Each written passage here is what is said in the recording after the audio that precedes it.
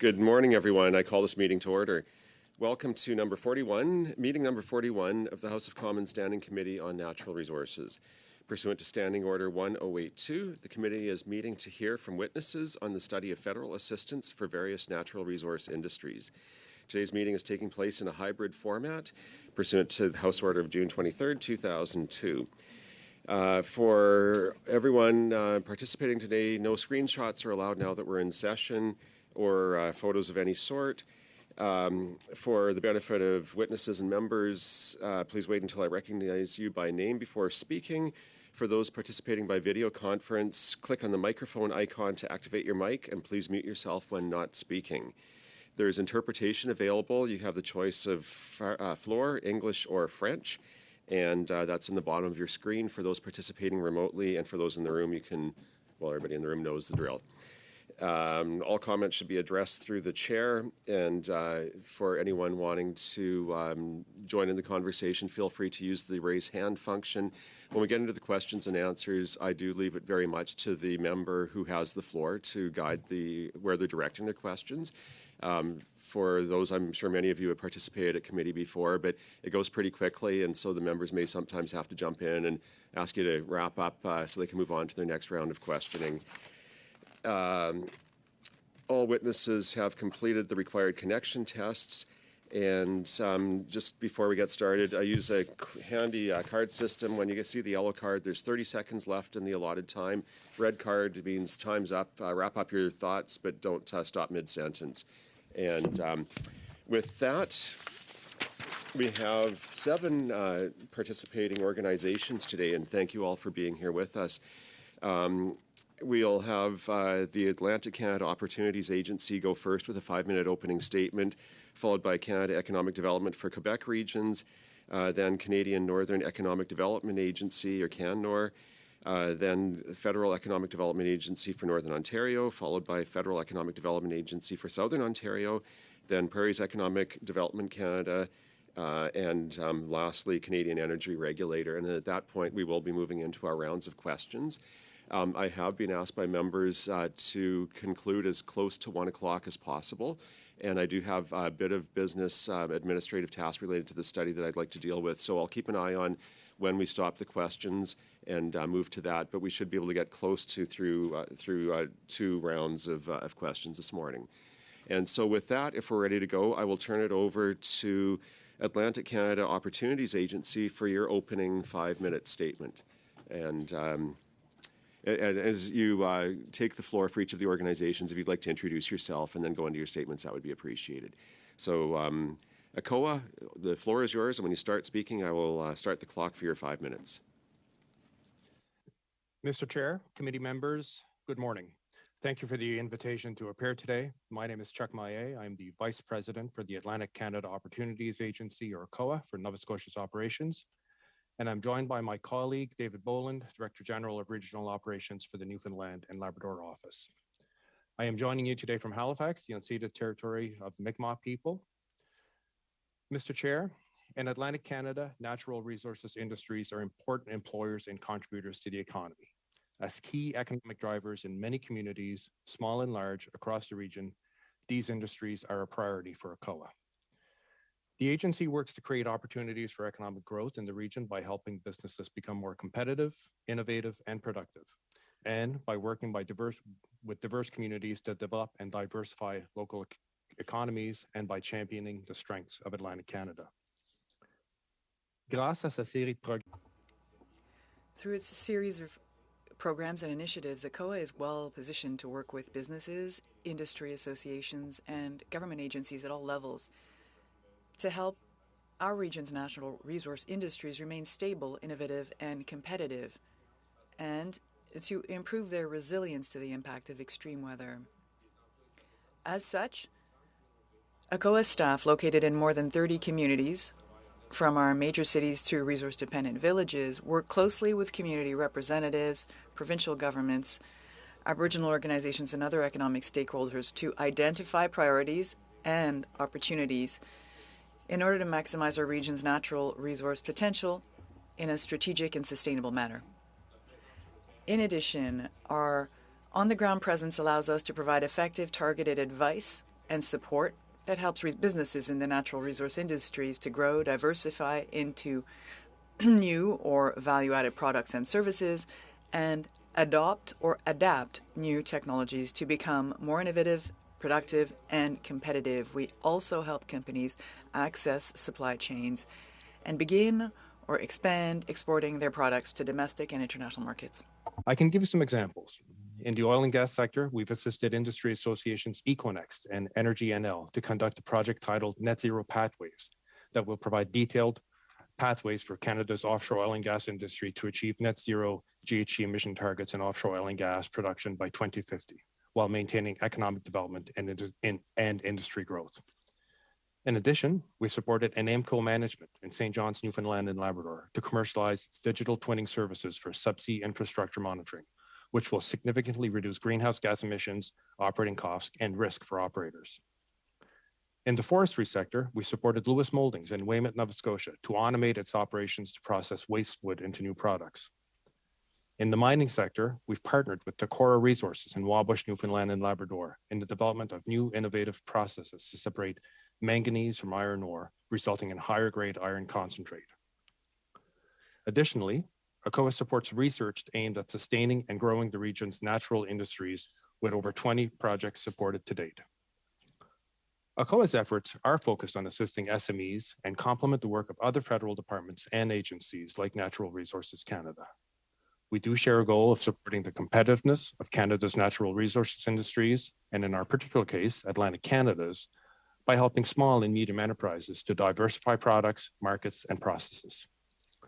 ACOA will continue to work with natural industries players, especially small and medium enterprises, all levels of government, and community leaders to ensure Atlantic Canada's natural resources industries can take advantage of emerging opportunities and continue to thrive, to create jobs, and to help grow the economy.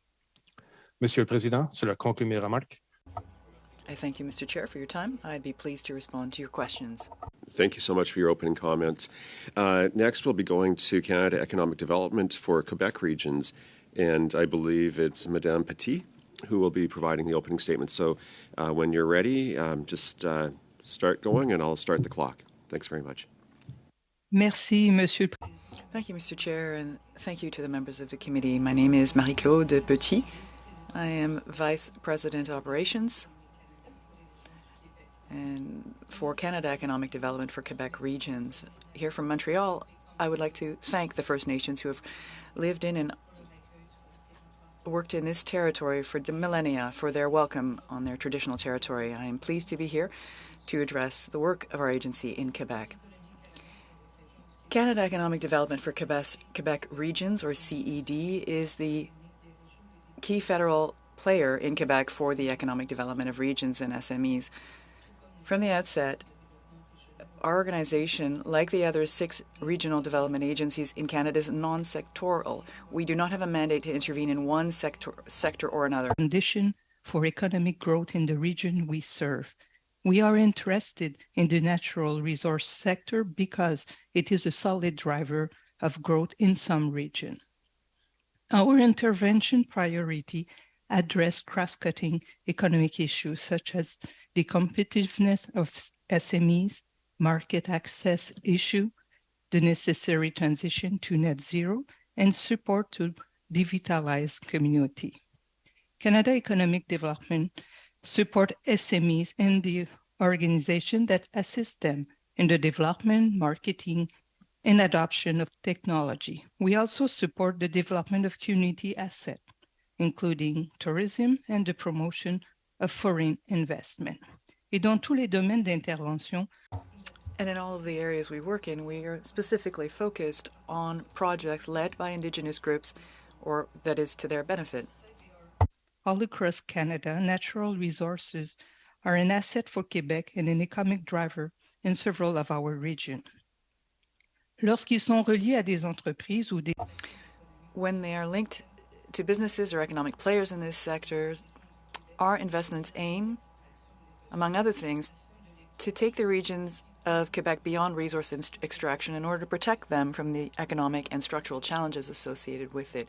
This is why our work does not directly is not directly involved in the exploitation of natural resources, but rather to support secondary and tertiary processing activities when these are promising projects in these regions.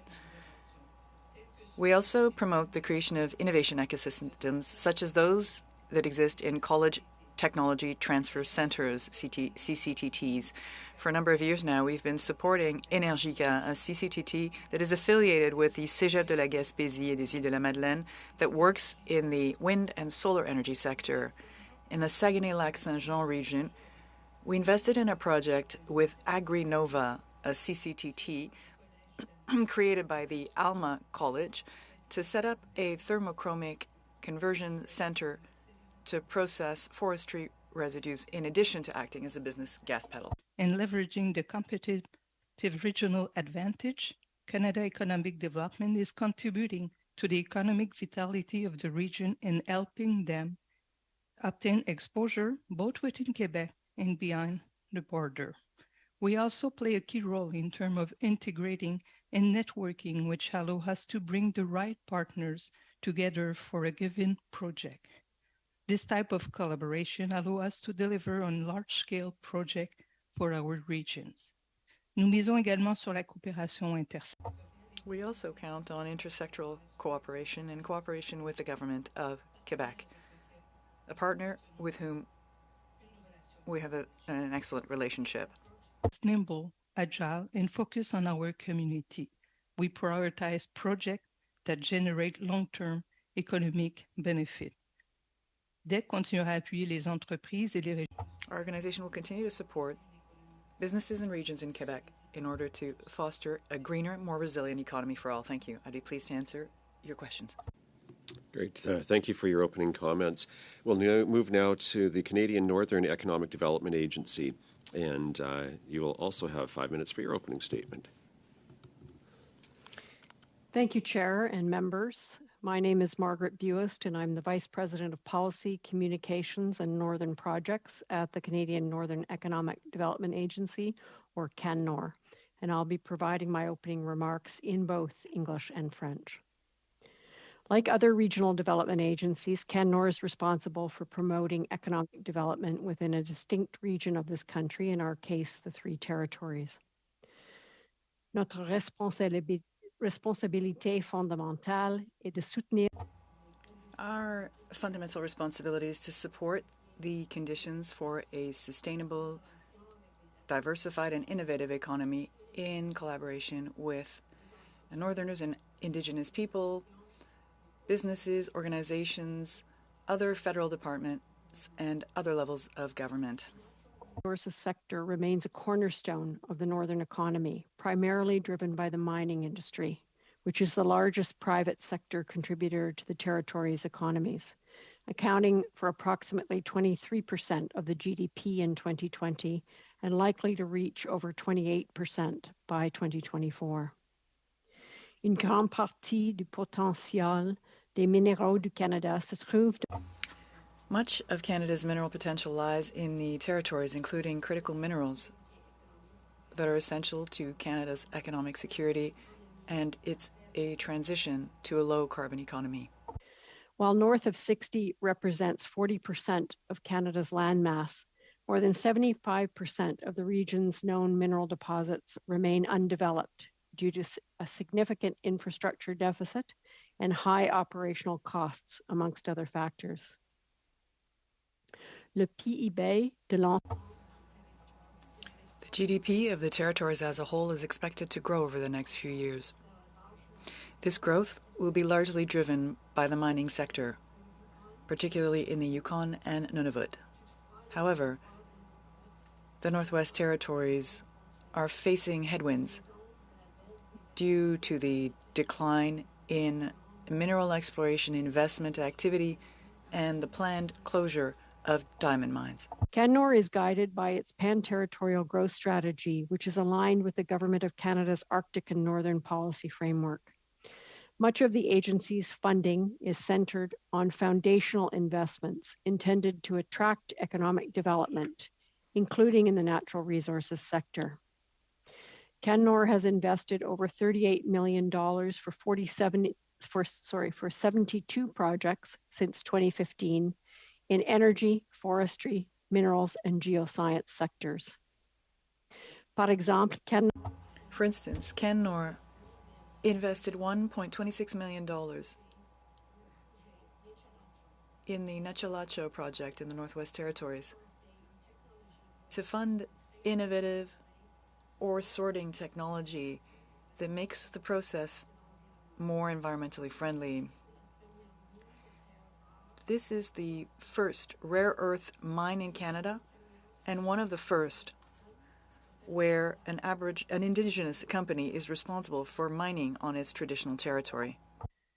Canfor also invests in pre-construction readiness of foundational infrastructure projects that, when built, will improve the competitive position of resource development projects.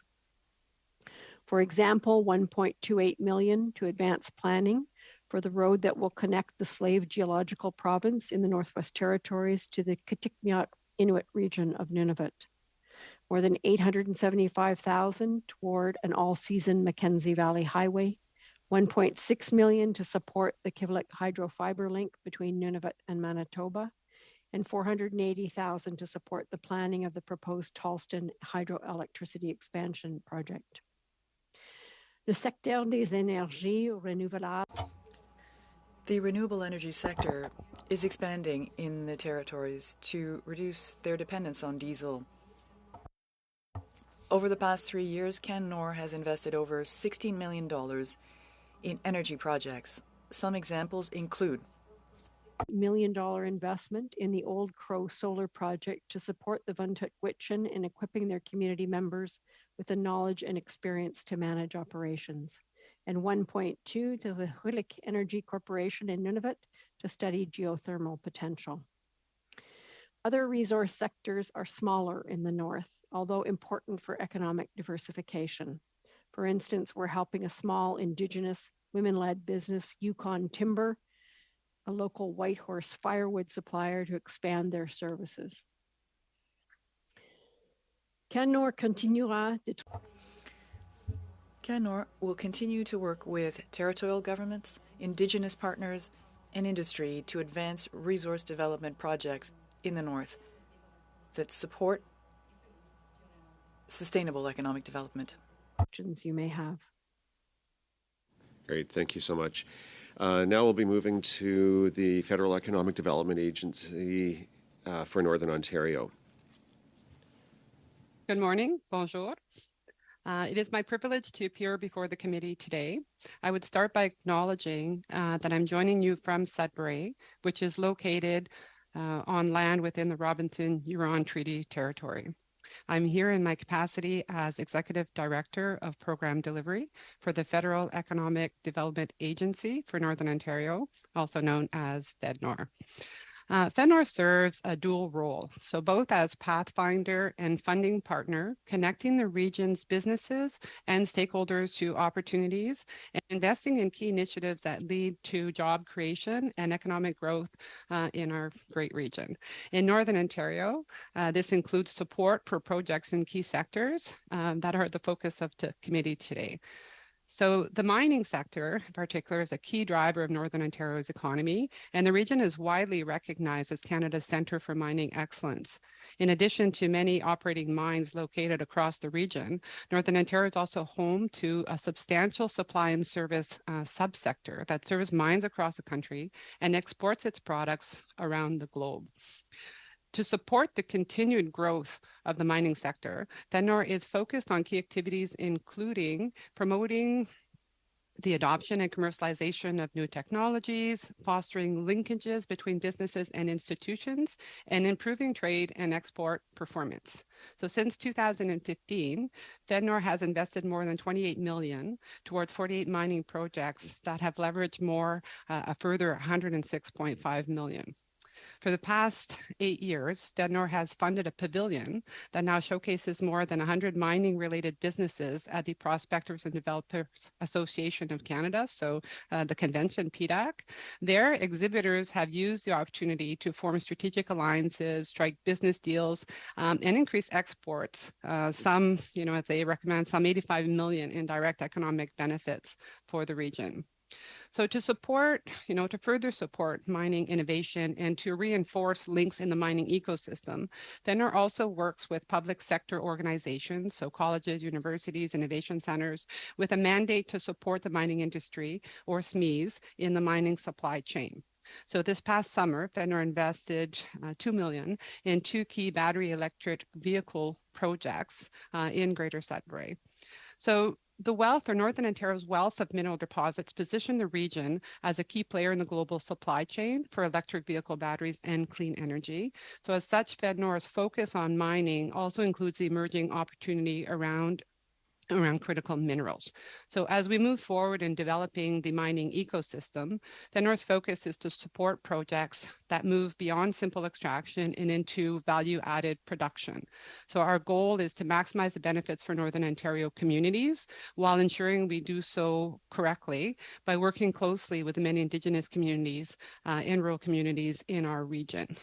So speaking of which, Northern Ontario is, of course, home to the Ring of Fire, a region in the far north that contains concentrations of chromite nickel, worth up to $60 billion, enough to be mined for decades. So the Ring of Fire falls within the traditional territories of several remote First Nation communities and has the potential to benefit these communities, if done right, and help grow the economy at both provincial and national levels. So FEDNOR has supported a variety of initiatives in these rural and remote communities to build the capacity that they need in order to take advantage of the economic opportunities coming forward. Après avoir parlé du secteur minier, j'aimerais dire quelques mots sur le secteur forestier. Now that I've touched on mining, I'd like to quickly touch on the forestry industry in the region. Northern Ontario accounts for more than 75% of the province's productive woodlands and is home to 70% of the province's mills, accounting for more than 35,000 jobs.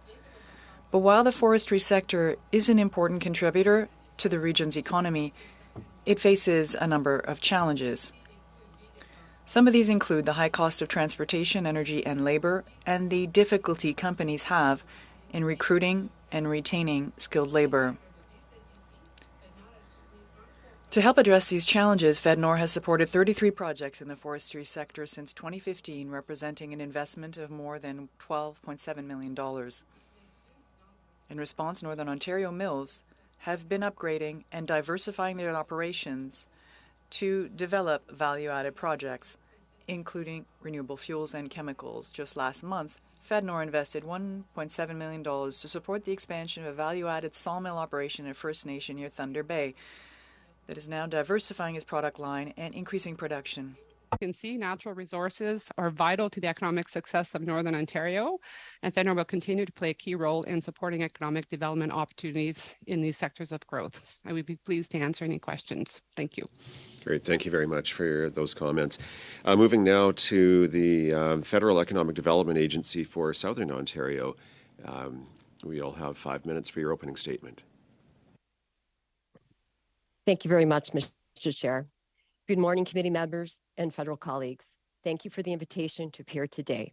My name is Linda Cousineau. I'm the Vice President of Business Innovation and Community Development for the Federal Economic Development Agency for Southern Ontario, or FEDDEV for short. I'm joined virtually today by my colleague, Director General of Strategic Policy, Steve Masson. Before I begin, I would like to acknowledge that I am speaking to you from Waterloo on the traditional territory of the Neutral, the Anishinaabe, and the Haudenosaunee peoples. Waterloo is situated on the Haldimand Tract, land promised to Six Nations, which includes 6 miles on each side of the Grand River. I'm pleased to be here to discuss the committee's examination of federal assistance to natural resource industries. FEDDEV Ontario was created in 2009 with an initial 5-year mandate to provide critical stimulus support in Southern Ontario in response to the 2008-9 economic downturn. In 2009, the agency was made permanent, and its mandate since that time has evolved. It is now an important partner that delivers funding programs to help growing businesses innovate and scale. It also supports the development of regional ecosystem and the diversification and economic development of communities across Southern Ontario. This past September, Minister Tassi was assigned responsibility for the agency with a mandate to promote job creation and drive clean and inclusive economic growth across Southern Ontario. Our region accounts for more than a third of Canada's overall GDP and employment. Its economy has a major impact on prosperity across Canada. Its 289 distinct and diverse communities include a mix of large urban centers, such as Toronto and Ottawa, mid-sized cities like Windsor and Kitchener-Waterloo, as well as smaller rural communities from Hawkesbury to Sombra. The region is a service economy and manufacturing hub. It is home to globally integrated sectors such as manufacturing, life science, and agri-food. Emerging areas such as artificial intelligence, electric vehicles, and clean energy technologies also have a footprint. The region's economy is increasingly innovation-driven, and our resource sector is becoming part of that story. Our petrochemical sector is transforming to seize new clean fuel opportunities. The region's energy sector is at the forefront of nuclear innovation, with spin-off technologies such as small modular nuclear reactors having the potential to drive significant carbon reductions. Finally, increased access to critical mineral resources is expected to directly benefit Southern Ontario's growth, given that they are key inputs to the battery manufacturing cluster that is emerging in the region. Like other regional development agencies, FedDev Ontario delivers programs tailored to regional growth opportunities, challenged, and the government's economic priorities. Since 2015, the agency has investment over $2.2 billion in over 3,000 projects across the region. These investments help to create or maintain over 180,000 jobs and are leveraging over $3.1 billion in additional investment in the region. They are helping build a more vibrant, diverse, and inclusive economy and creating future-looking jobs in communities across Southern Ontario. En réponse à la priorité de croissance propre du In response to the government's clean growth priority, the agency is investing in companies that are commercializing clean technologies. These investments have the potential to drive carbon emission reductions and green outcomes in major resource projects. While FedDev Ontario does not have dedicated programming for the resource sector, we recognize that there are parts of the region where the sector and its downstream activities are critical economic drivers. Southwestern Ontario contributes to Canada's efforts in developing clean fuels. For example, Sarnia and the surrounding area was a key petrochemical hub for decades and a key node in the region's energy infrastructure. In recent years, support from FedDev Ontario, such as our investment in Bioindustrial Innovation Canada, has contributed to transforming the area into a national leader when it comes to sustainable chemistry and clean fuels. This investment, among others, in innovative and growing companies that are commercializing clean technologies can support sustainable growth for the province's natural resources sector. Thank you once again for the opportunity to be here today. I look forward to hearing from my colleagues and answering any questions committee members may have about the resource sector in Southern Ontario and FedDev Ontario's investments in growth and innovation. Thank you. Thank you for those opening comments. We'll jump now to the Prairies Economic Development Canada. And when you're ready, please start, and we'll give you 5 minutes.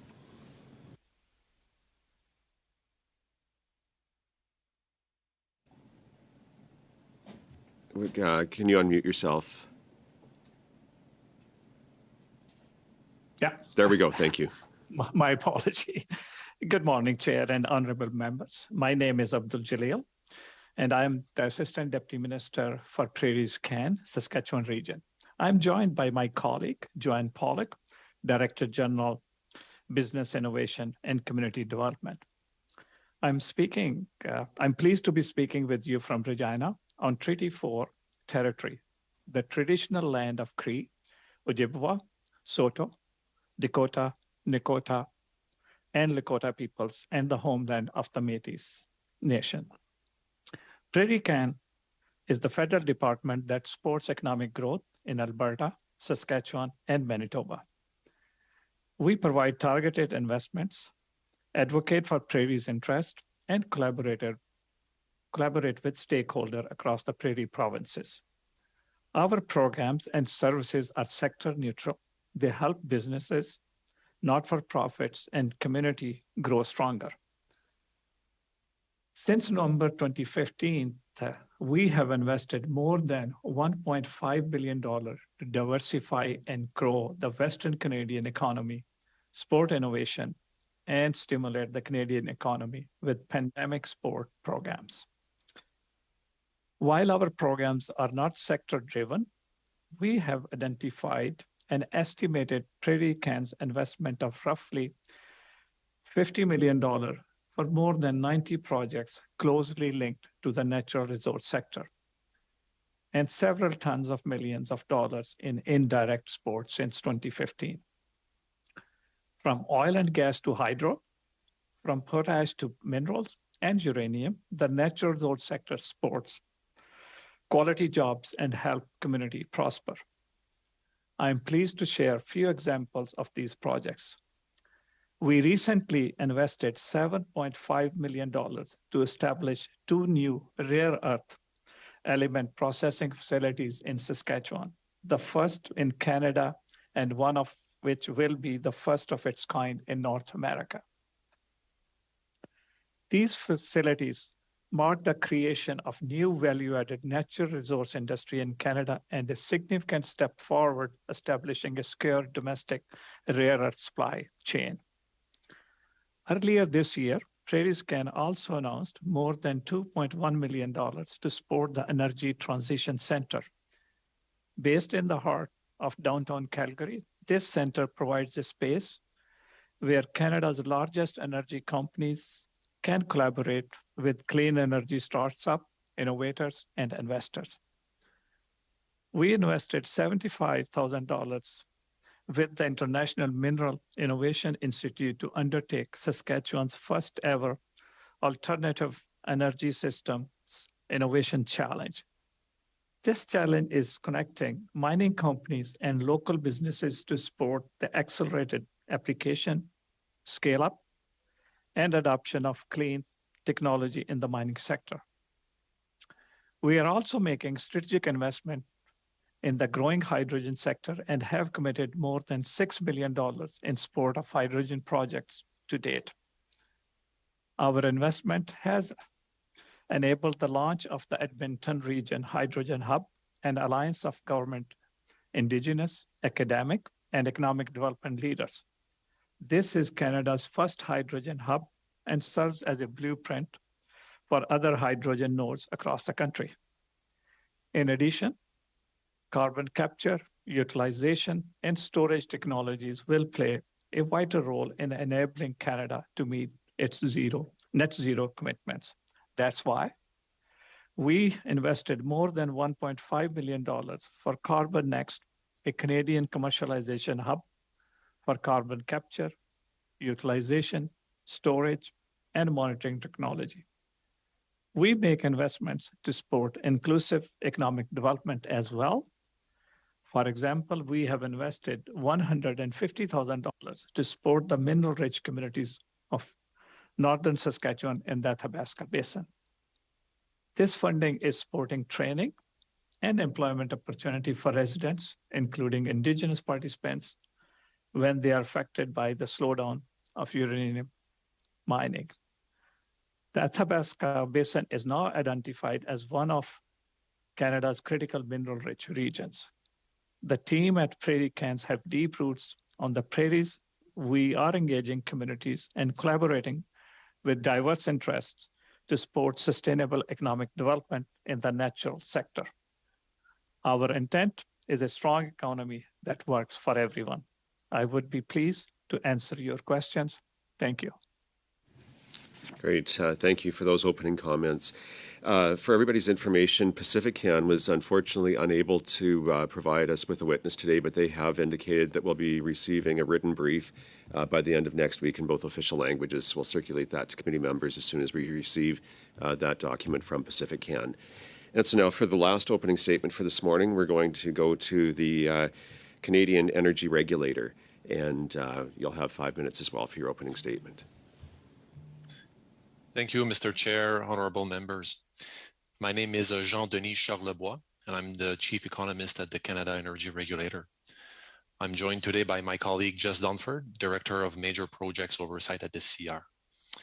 I want to acknowledge that I'm speaking to you today from Montreal, the traditional territory of the Kaniakeka, or the Mohawk, a place which has long served as a site of meeting and exchange among nations. Je vous remercie de me donner l'occasion de m'adresser. Thank you for the opportunity to appear before you today to speak about our work at the Canada Energy Regulator, or CER, and how it relates to your study of federal assistance to various natural resources sectors, including the energy sector. I'd like to thank the committee for your flexibility, as several members of our senior management team are at home recovering from illness. I'm going to speak to you today about the CER, our mandate, how energy infrastructure projects under the CER's jurisdiction are assessed, and provide some context about the CER's role as it pertains to the Trans Mountain Expansion Project. We work to keep energy moving in Canada while enforcing some of the strictest safety and environmental standards in the world. In everything we do, safety and environmental oversight are always at the forefront. It's the reason why we exist. The CER is a cost-recovered organization. This means that the cost of virtually all of our activities are recovered by the Government of Canada from the industry we regulate, in accordance with our cost recovery regulations. It's very important to point out that the CER does not develop or set government policy, nor is the CER involved in any way in federal programs designed to provide assistance to the natural resources sector. We are the regulator. Questions on these matters are best directed to my colleagues on the panel today, as well as previous panels that you've seen this week from Natural Resources Canada, for example. The Commission of the CER is a court of record responsible for making independent adjudicative decisions and recommendations on pipeline, power line, and offshore renewable energy projects under federal jurisdiction. Our commission assesses project applications to make a determination or a recommendation as to whether the project is in the public interest. As a regulator, we oversee the safe construction, operation, decommissioning, and abandonment of energy infrastructure. In addition to our adjudicative role, the CER provides oversight throughout the life cycle of pipelines and power lines under federal jurisdiction. Our standards are among the highest in the world, and we conduct inspections, company audits to ensure compliance with all regulatory requirements during construction and ongoing operations. We also partner with Indigenous peoples in undertaking our life cycle oversight.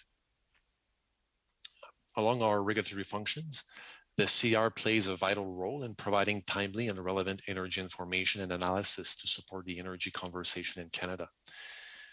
For example, we model, based on different assumptions, how possible energy futures might unfold for Canadians over the long term under various scenarios in our Energy Futures series.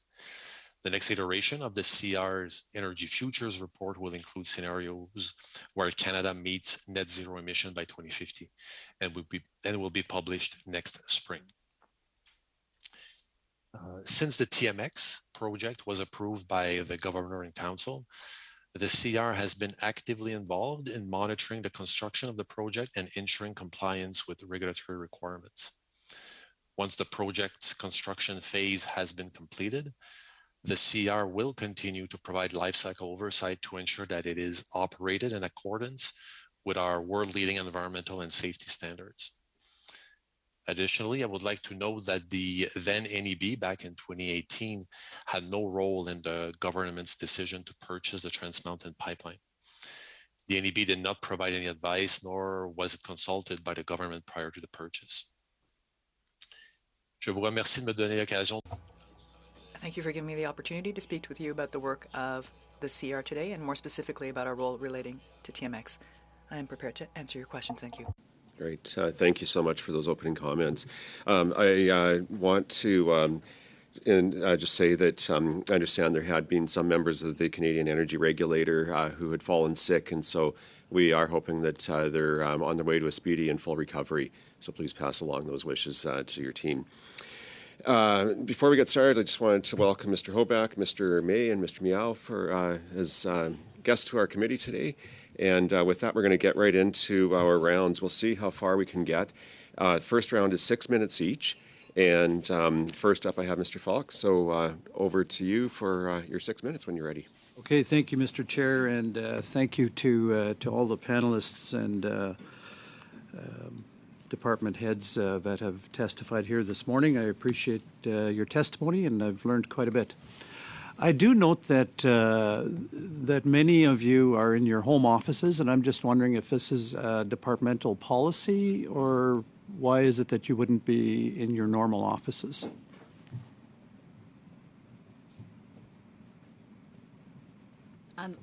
Mr. Chair, I'm not sure how that question pertains to our study about investments in natural resources. Yeah. I've stopped the clock, and you know what? I do tend to allow a lot of latitude with these, and so I'll let the question stand. I'm not sure. You know, we have 7 witnesses here, and we could use the 6 minutes as you go through. But anyway, I'll see if anybody wants to weigh in on that. Well, thank you, Mr. Chair. And I do think it's important because... Just to explain my objection, there might be personal reasons, too, why people may be having to work from home. And I don't think that we should be asking public servants for their personal information as to why they may have to work from home or why they may have made that choice. Mr. Chair, I think my question was whether it was a policy that people are working from home or whether these are individual decisions. I think it's a relevant question. We've heard lots the last several weeks and months about the slow movement of federal agencies to deliver services to Canadians, and I'm wondering whether part of that is because we have a disproportionate amount of our federal employees working from home.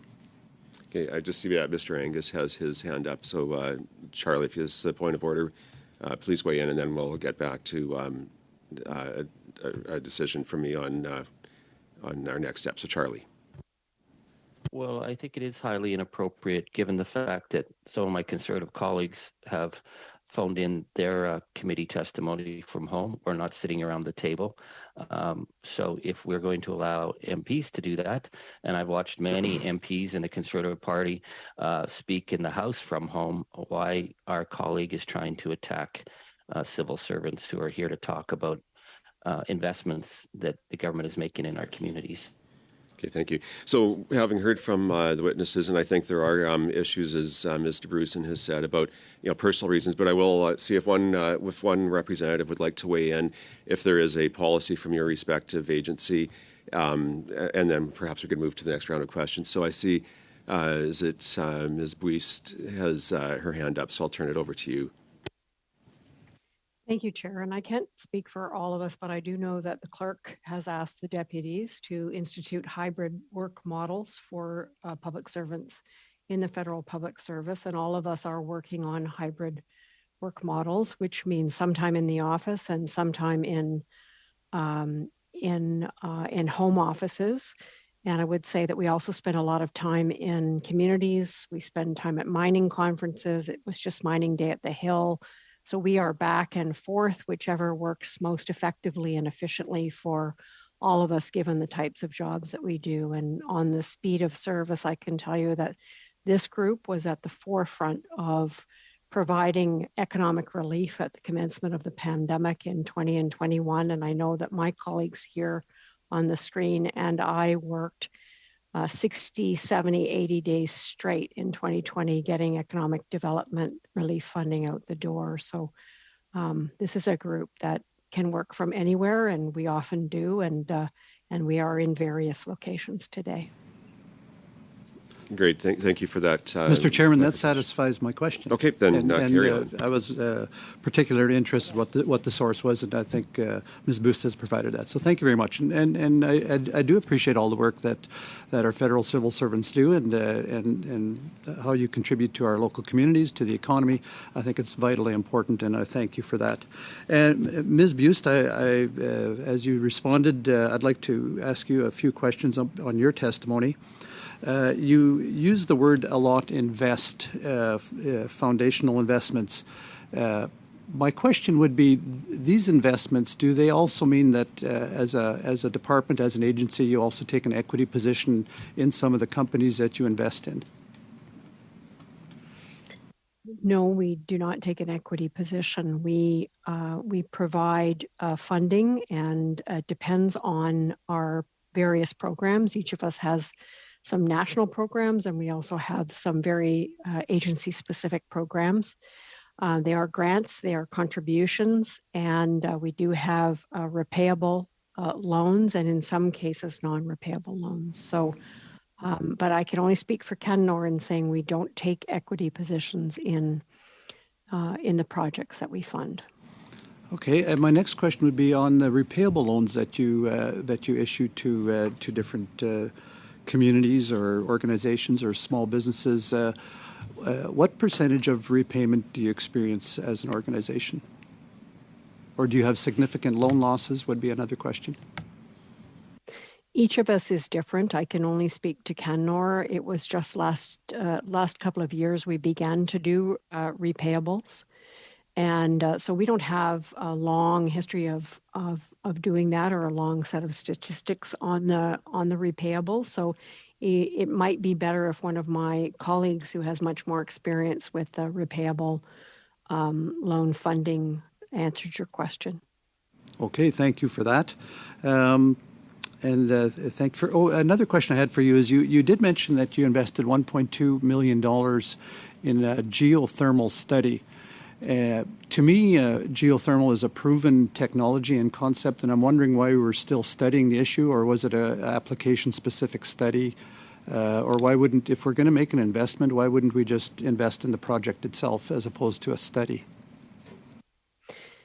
On that particular project, it's taking place in Nunavut with the Hulik Energy Corporation. It is a new type of energy generation potential in Nunavut. Nunavut now is 100% powered by diesel. And so this is an Inuit regional corporation that is looking at the possibility of introducing geothermal in the geography in Nunavut, which is pretty much all rock. And so they're looking at whether it's possible to do it. There's lots of different considerations that go into this type of project in the northern environment. Thank you very much. I'd like to move over to FedNor for a minute. You talked about the Ring of Fire. I met with the Mining Association of Canada this past week, and they talked a little bit about the approval process. And I'm wondering, can you speak specifically to Bill 69, Bill C-69? Has that increased or decreased the speed at which approvals can be granted to small, medium-sized prospectors and miners? I can't particularly speak to Bill C-69, so I'm sorry. It would be a different department. So you don't know whether that has hindered the process for mining approvals? No, I don't know if it's hindered the process for mining approvals. I know that there's been a lot of work and effort towards improving, what we're doing around those, but I don't have the specific, information in order to be able to respond to that question directly. Okay, thank you. We're out of time on that one, so we're going to move next to Ms. Lapointe, who will have 6 minutes. Thank you, Chair. I'll be directing my questions to FedNor. Bonjour, Lucie. C'est un plaisir. Hi, Lucie. It's a pleasure to have you here with us today. My question, I do want to share an observation. So I had the opportunity to attend PDAC this year, and I spent a lot of my time in the Northern Ontario Mining Showcase. And I talked to a lot of exhibitors, and a lot of them said that they would not be able to participate in PDAC if it weren't for FedNor's Showcase Pavilion and their subsidy of the exhibitor fees. So I'm thinking of some of those small businesses, entrepreneurs, organizations like Collège Boréal, all expressed their appreciation for that. So I want to acknowledge that very important work. It's the largest pavilion also at PDAC, which in and of itself attracts 10,000 delegates. So it's quite an accomplishment. So at this committee, we often hear about the importance of capitalizing on the economic opportunities that are presented from the energy transition. And one of these opportunities is the development of critical minerals. Can you tell us how FedNor has supported the sustainable development of this sector and its downstream uses? Yes. FedNor has supported, I guess, the development of regional innovation ecosystems for decades. Like in Northern Ontario, sustainable mining activities are supported through strong supply and services sectors, that bring forward new innovative products and technologies that'll help mining or forestry companies improve productivity and efficiency while managing the environmental and social risks. This is achieved through strategic investments in research or commercialization in areas such as underground mining technologies and establishment of clean technology test centers, that are led, in partnership with the private sector. So examples of that are the investment in NORCAT's underground mining technology, investments in Cambrian College, testing of, electric vehicle batteries and recycling, or investments in Northern College Innovation Hub, where they're also using that information for, to help with innovative technologies. Also, we've invested $5 million recently with FedNor electric battery. So First Cobalt, I guess, was the name. I recall the name, in order for them to support, the development of cobalt, or I guess it's a processing of cobalt in that region, which is used in critical minerals. Thank you. Yesterday, we learned that Canada was ranked number 2 in Bloomberg's battery supply chain ranking, and that was great news for Canada. Can you tell us how FedNor has supported advancements in the zero-emission vehicles or electric vehicle battery production? So we support, as I mentioned, the ecosystem that surrounds that. So not necessarily supporting, the businesses in the development or the larger sort of mining corporations. We don't do that, but we do support the ecosystem and the mining supply chain, in particularly with post-secondary institutions, our innovation centers that would help support, the testing, the commercialization, in direct linkages with the businesses who can come and try out, their products in order to make sure that they work. Like if we're talking about NORCAT, it's an underground mining testing facility where the businesses can come and use a live operating mine to be able to test their products in that front. On the other side, we've also supported an organization, so Center of Excellence in Mining Innovation, so CEMI, from their history. So they've developed into an organization that's quite substantive, and more recently we're able to obtain federal funding from the Strategic Investment Fund to be able to develop what they call MICA, which is it's an innovation program specific to supporting businesses with technology investments, clean technology investments in mining, that they've just launched actually their first round of applications. So they've leveraged, I think it's up to $140 million with the private sector and federal government and provincial governments in that initiative. Will be directed to FedNor as well as to the Atlantic Canada Opportunities Agency. So our government supports a strong resource development sector that is sustainable, that creates economic opportunity for Indigenous peoples, that advances reconciliation and respects the environment. Can you tell us how your agencies are working to advance reconciliation in the resource sector, and can you provide examples of some of these investments? So I guess I can start. So we work closely with First Nation communities in all of our, we work closely with all our stakeholders, but in particularly with First Nation communities, we have on the ground, officers that are working in each of the regions and take the time in order to be able to consult and work on different projects and support in that way. Examples, if we're talking mining, I could say there's 2 specific ones to Indigenous businesses, so Zagamok on Manitoulin Island, and also Manitowaj First Nation Limited Partnership.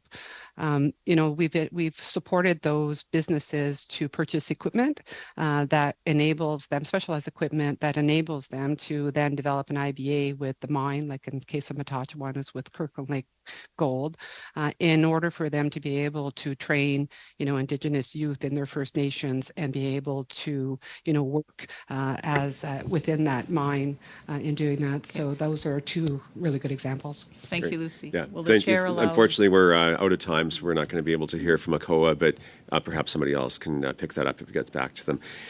Next, for 6 minutes, we're going to go to Monsieur Simard.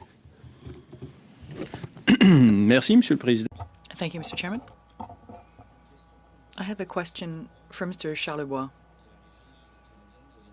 For the Canadian Energy Regulator, I'm wondering how the decision-making process works for the purchase of Trans Mountain. Is it viable? Who will be in charge of the costs? This has to be done in the sense that the government asks for advice. I have a hard time imagining that the Canadian Energy Regulator would have provided no opinion before the government made the decisions. Would there be opinions, advice, counsel that might have been produced by the CER? No. Quickly, no. We are a regulator.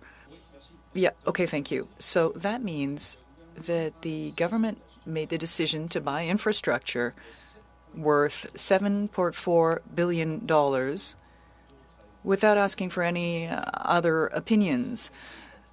But when I look at what happened in the past, I can see that Kinder Morgan was accountable to the Canadian Energy Regulator as to the expansion, but the government never called on the CER for information as to whether this project was profitable, because at this point I feel that it is the state that is taking all the losses related to the purchase of the pipeline, and the major gluttons in the oil and gas sector will be able to use this infrastructure, and they'll only take on the profits. And at the Canadian Energy Regulator, you've never asked yourselves any questions relating to the purchase of the pipeline. First off, the purchase of the pipeline by the government was not subject to a decision from the CER, given that it was a transaction made by the government in a regulatory role. We didn't have a specific part to play. Just to be really specific here, even though the government did not ask for the CER's or the National Energy Board's opinion at the time, perhaps the government asked for other advice from other organizations, but we have no visibility on that. Okay, so you're saying we're buying a pipeline for $7.4 billion, costing now 20-some billion dollars, and the government, in taking this decision, which economically is quite debatable, it's based on what information? I mean, you're the energy regulator, but you have no idea what the government had in terms of information. Okay, well, I'll take that. I'll take your word for that. What I'm bothered by is that I was looking at a document that stated that in 2013, Kinder Morgan told you that operational costs to them, if they had been responsible for the project, that is the expansion of the project, the pipeline project, operational costs were not to be more expensive. And you say, the energy regulator, in 2019, you said that it would not have been appropriate, it was not appropriate to increase the payment for these oil and gas gluttons, even though operational costs are exploding. You're saying that 22% of current costs of overruns was what you were suggesting. So this is strange. It looks as though the state is taking on all of the risk, paying for infrastructure for the oil industry gluttons, and they on their side have no responsibilities. Do you have any documents to support this decision? Two things. First off, the documents explaining how the payments are calculated, these things are available openly. I would imagine the government would have consulted this documentation prior to the purchase of the pipeline decision. Second, you're talking about those fees, the rights paid for by the suppliers. We at this point do not have any idea as to what extent, how high they will be, because this will be subject to calculations, which are already mechanically, if you will, available, but the final amounts remain to be determined. So long as that's not available, we're not in a position to see whether these fees are too high, not enough, etc. This assessment and decision as to whether or not these fees are fair and reasonable, this is a decision that the Canada Energy Regulator will. Thank you. Thank you. One last question quickly. Can you provide the committee with all of the CER's documentation on the pipeline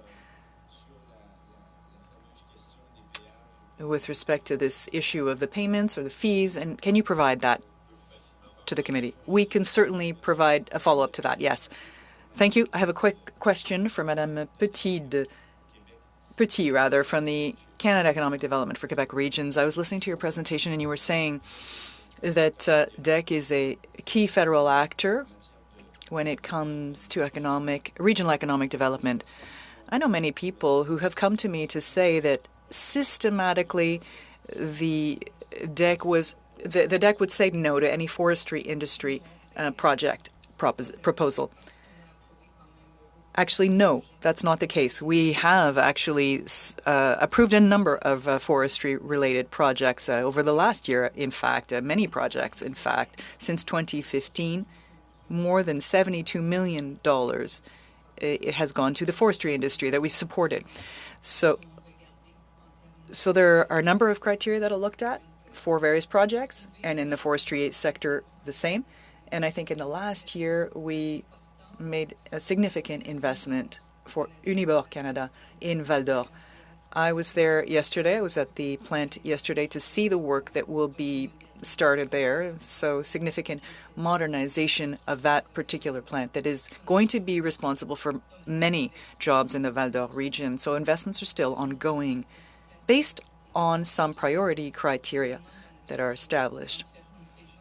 And in various regions, we look to develop projects that will allow for the use of forest residue, for instance. I hope that answers your question. We're out of time there now, but thank you.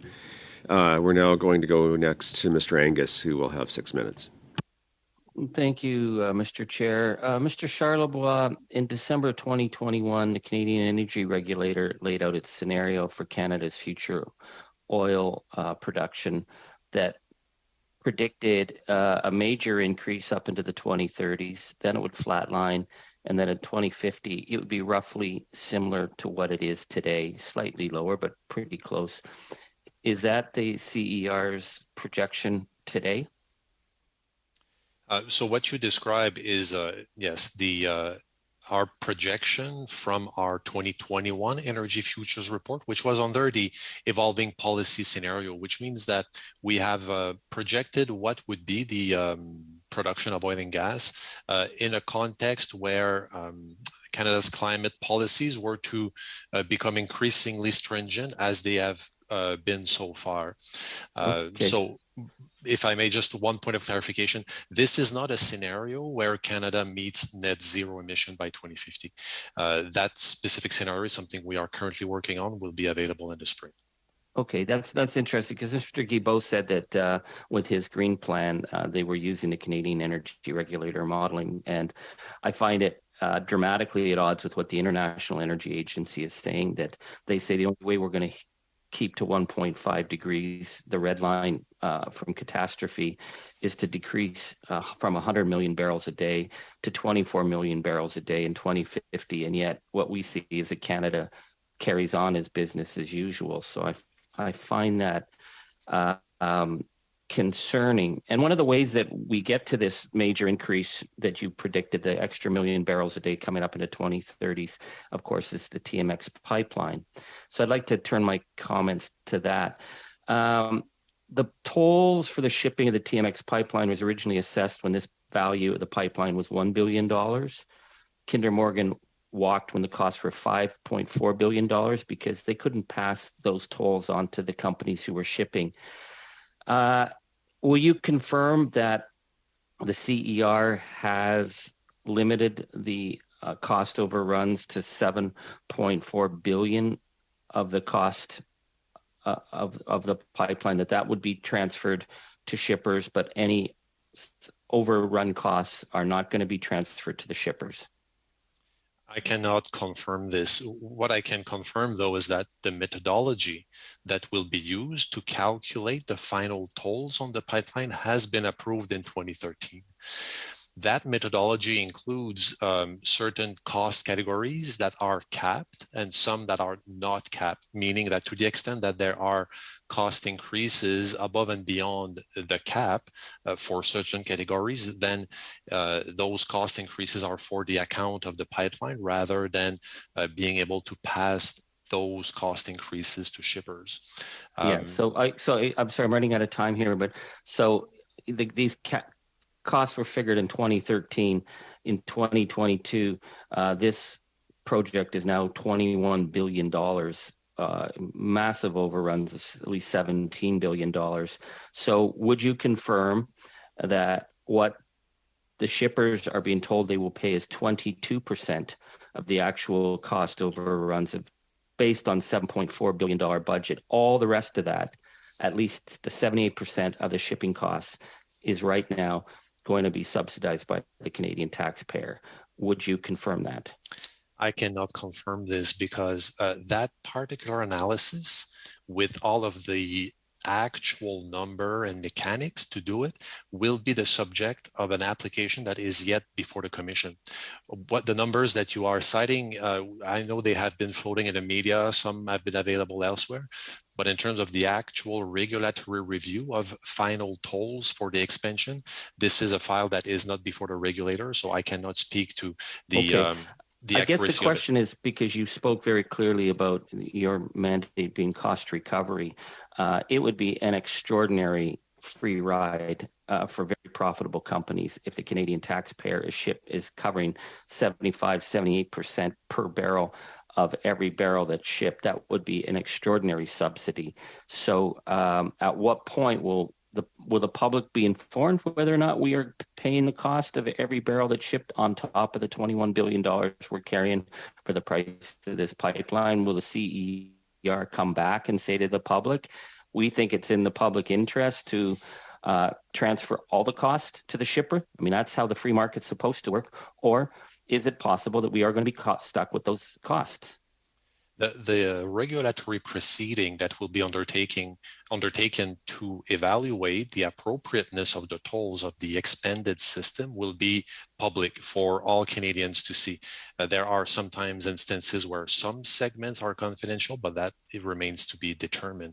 But by its very nature, the proceedings are fully transparent and public. Thank you. Have you read the Parliamentary Budget Officer report that says the TMX pipeline has a net negative value of $600 million? Have you read his report? Do you concur with it? Do you think he got his facts wrong? I have read the report. It's not for me to judge whether the report is accurate or not. There are certain assumptions that are disclosed in the report. Other assumptions and mechanics, such as the cash flow analysis, is not public, so I cannot opine on whether it's accurate or not. Okay, thank you very much. Would you be able to share with our committee any of the toll agreements that have been worked out going back to 2013? Absolutely. This is what I will share. Yeah, I agree to do that with Mr. Small. Thank you so much. Thank you. We're out of time on this round. Next, we have, I'm just looking at the clock, we should be able to get through the full second round, which will take us 25 minutes. And then we'll see where we're at that point. So for 5 minutes, first up, we have Mr. Patzer. So when you're ready, it's over to you. Okay, thank you very much. Thank you to all the witnesses. It's great to see Abdul Jalil here as well. You did some great work on a document on agricultural manufacturing and its importance to Western Canada a couple of years ago. So that was, great work there. It's great to see you here today. I'm just going to ask you, Mr. Jalil, do you have a definition for subsidy that your department uses? You're on mute.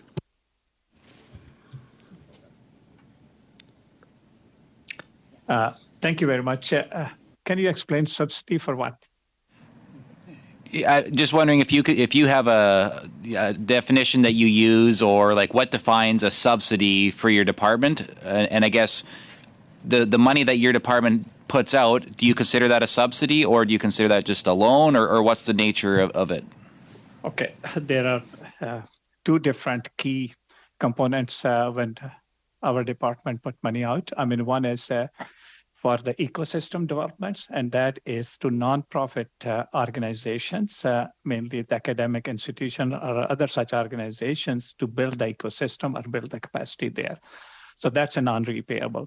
The other component is for business scale-up and productivity, and those are repayable contributions to the for-profit organizations. I hope I answered your question. Okay, yeah, thank you very much. Appreciate that. Just wondering what kind of a return on investment is Prairie Can, or I guess Natural Resources Canada, but for you, I guess it would be Prairie Can, noted from the infrastructure funding provided to coal transition communities? I think it's still we are making some investment in the coal transitions initiative there, so it might be premature for me to point out to the return on investment at this stage. Did your department note that, because there was a 2-year time frame where the government did nothing on just transition, on coal transition? It was in a report by the Auditor General to the Environment Commissioner. So 2 years was completely lost to it. Are you concerned about the impact that that's going to have on the communities that will be impacted by the coal transition?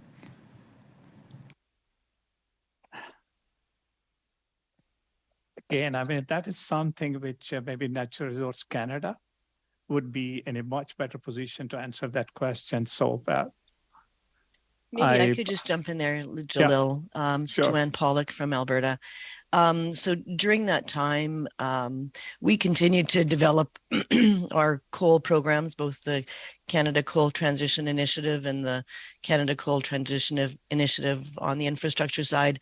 So we continued to work with our communities, and we were delivering the program. So I wouldn't say for us in the delivery of those programs that there was a 2-year hiatus. I think there was some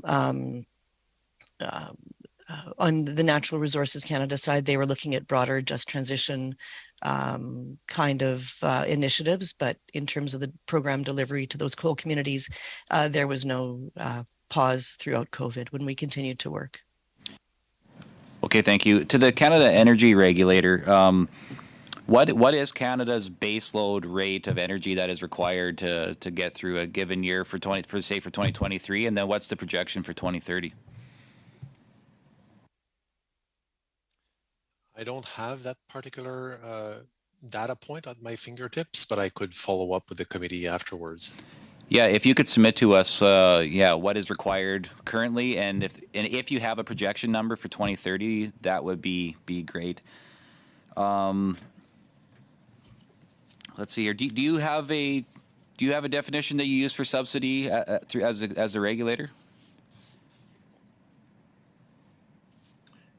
No, we don't. We don't administer those kinds of financial mechanisms. Okay, no, that's okay. I just thought I would ask just to see. Just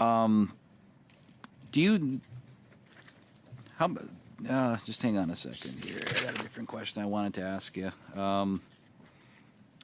When it comes to the energy industry as a whole, how is Canada doing for checking out the life cycle emissions of projects, both for the oil and gas side, but also for the green sector?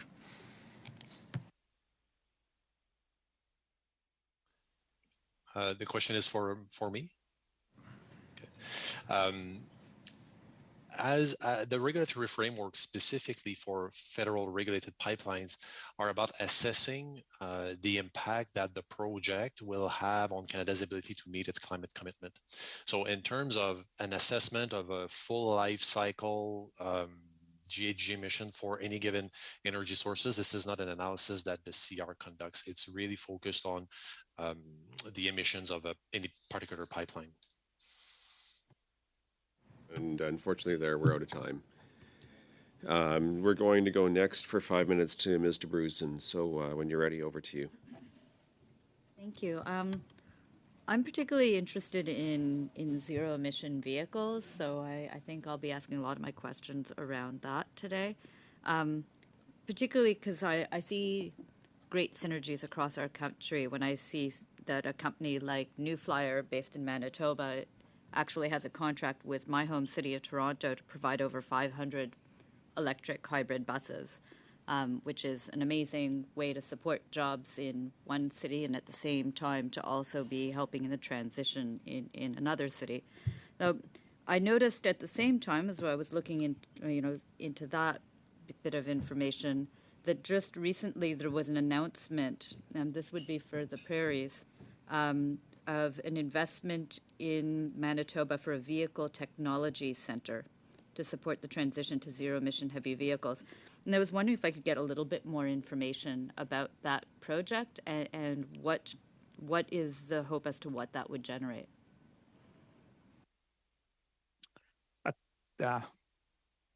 I'm assuming it's targeted to PrairieScan. Okay. It is to support the research partnership between companies to address and solve shared electric vehicle problems and issues. The Red River College Polytechnic and the Vehicle Technology Center received $3 million to create the Clean Technology and Advanced Manufacturing Program. And this support is about the R&D of zero-emission heavy equipment vehicles.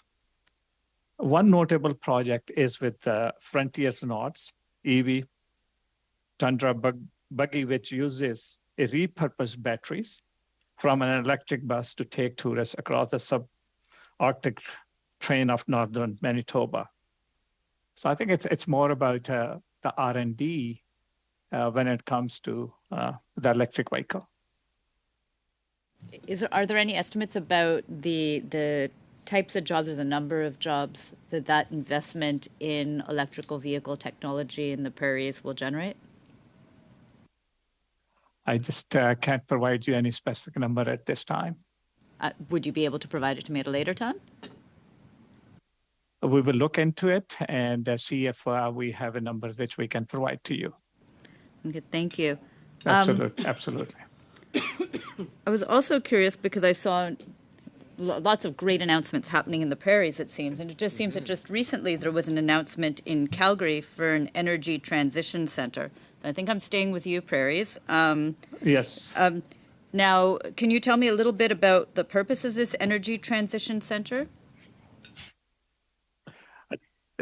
Joanne, you want to take that one then? Yes, I can speak to that. So that Energy Transition Center was funding for the University of Calgary, and it supports clean tech startups that are also to incubate decarbonization solutions. So we had provided just over $2 million towards that Energy Transition Center. The reason I'm interested in that is it seems to me that when I talk with renewable energies companies, that this is really a booming sector in Alberta. And I understand that clean tech has about, say, close to 200,000 jobs in Alberta right now. Do you have any, like when you're looking at this energy transition center, what are you hoping, what are the spin-offs from that investment? Yeah, certainly development of new technologies, growth of companies, incubation of new companies that scale up and grow.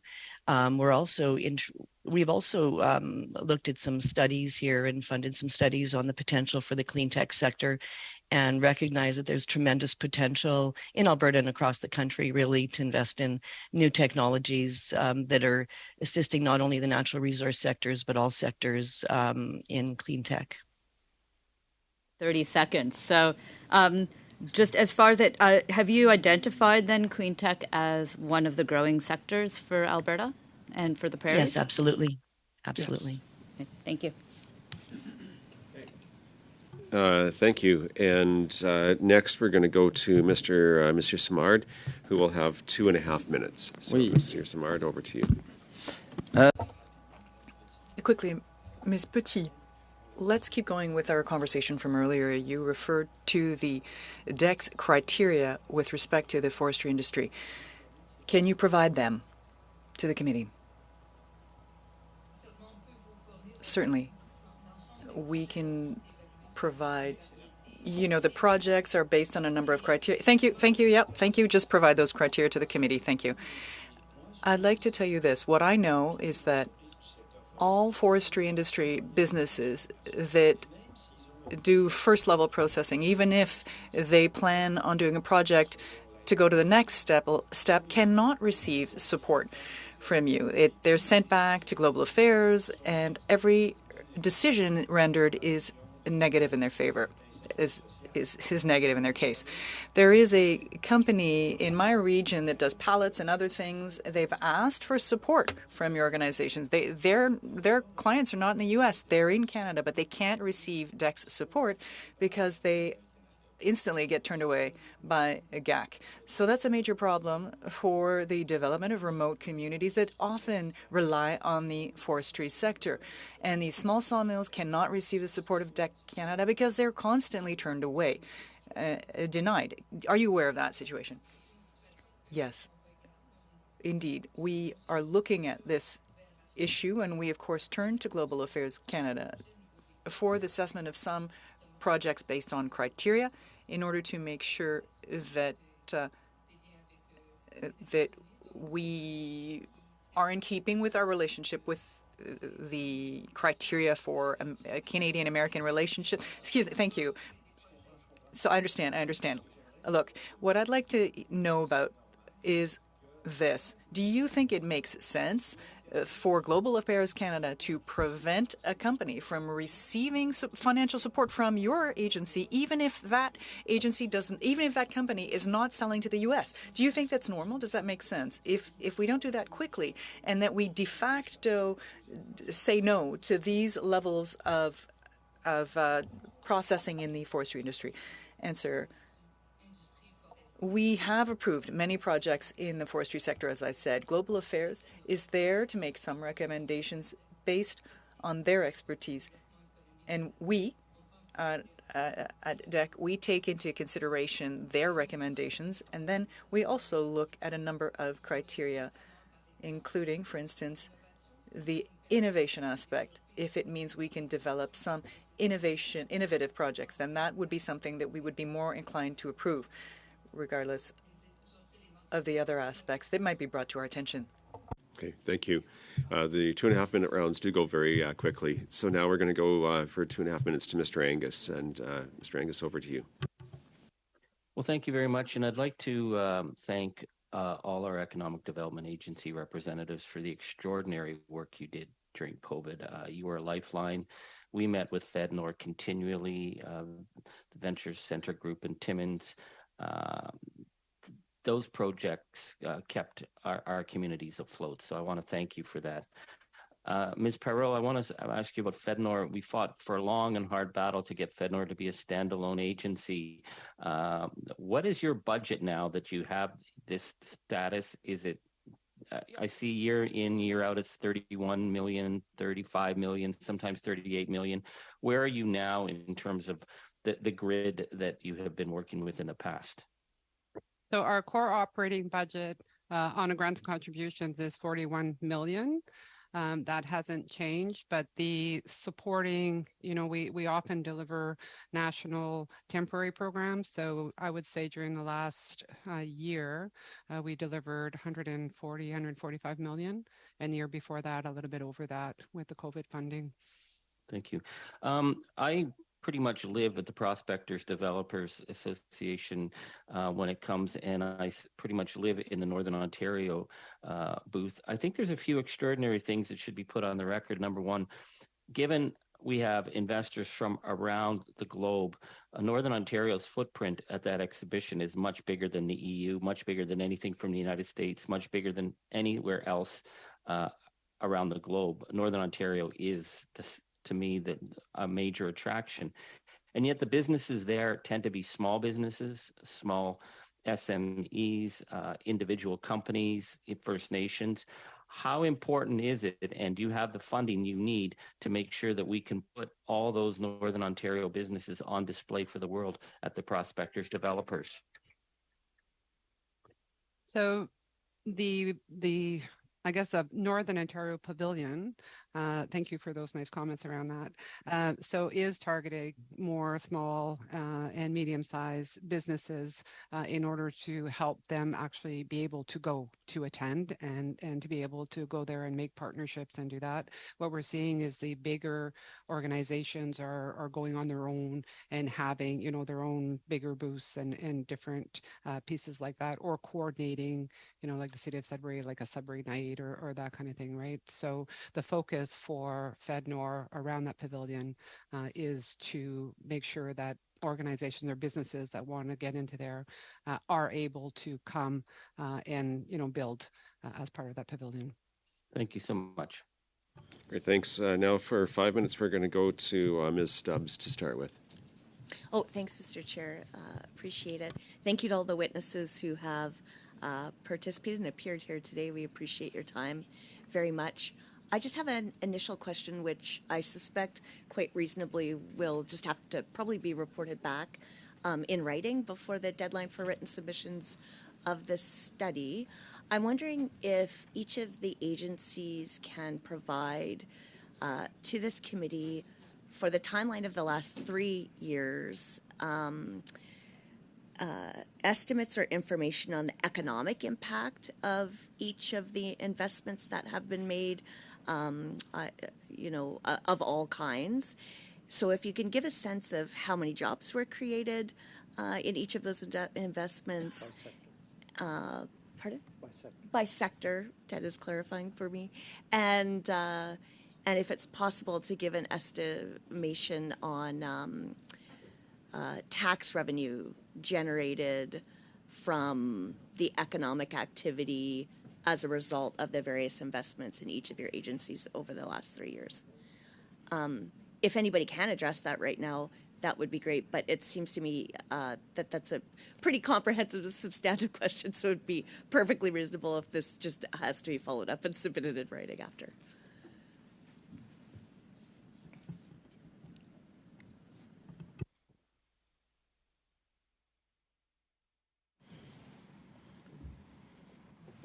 Thank you, Chair, and nice tie, I must say, today, Chair. You're looking really dapper. It's nice to see. You know, I was just kind of curious. Of course, it's taxpayers' money, and you guys are spending and responsible for a lot of it, and I know you take that very, very seriously. I'm just kind of curious what you've been able to accomplish working with third parties to manage risk when you're looking at doing different loans into high-risk sectors or new sectors. What is your process in bringing in third parties, the private sector, pension plans, stuff like that, to help spread off that risk for taxpayers?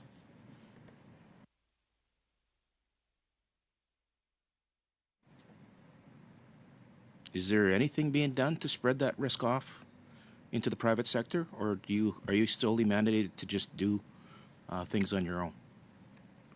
I can take that question. So, as I mentioned in my opening statement, we work with several partners to develop projects. Some projects, there's less partner. Other, we are a very small player. Sometimes we could be like 5% and even less of the project. So we work with the private sector, other agency, other level of government to be able to support project. And also, as you mentioned, some sector are more at risk. So we put in place different mitigation measure to protect the fund that we invest in those elements. And there were a question earlier about the last. I was checking, and just the last year, CED invests over 250 million every year on regular programming, plus other investment with new initiative. And we had a zero loss. The year before was just a bit over 2 million. Okay, So I'm sorry. Those are good investment. Yeah, and again, I know you're taking it very seriously. I'm just kind of curious, though, just for my education's sake, when you do those partnerships, where is the taxpayer in regards to security afterwards? If something does go sideways or goes bad, where do we rank in the security and recovering the funds that you've invested in those organizations? It's a rather, I won't go into all the detail, but we have different, as I mentioned, mitigation measure to see how we can recover those funds, and the success that we had so far, as I mentioned, over the last few years, show that this work. So, and we have also, it's important that we do follow up closely on those projects to make sure that some adjustment can be made and all that to ensure that we do safe management of those funds. Okay. So again, it'd probably vary by project to project and the amount of risk you take where you'd sit on the priority scale then. I think that's fair. That's reasonable. Then when you are going through the process of looking at new products or new projects, who sets the priorities for your regions? Like who says, okay, today your priority or this next year your priority is going to be, let's say, green energy, or next year it's going to be electric vehicles, or do you set that yourselves, or does that come down from PMO or something like that, the minister's office? Do you want me to continue? You're doing well. If somebody else wants to stop in though too, that'd be great. Yeah, no, I can talk about CED. For sure, we have a general priority that are given by our minister, overall priority. But it's important to remind that different, like I have 11 regional office in various regions, and there's different priority for natural resources. Mining will be the Abitibi-Témiscamingue office, Côte-Nord, and the Saguenay-Lac-Saint-Jean for the aluminum. So it varies from one sector to the other in terms of sector that it will support.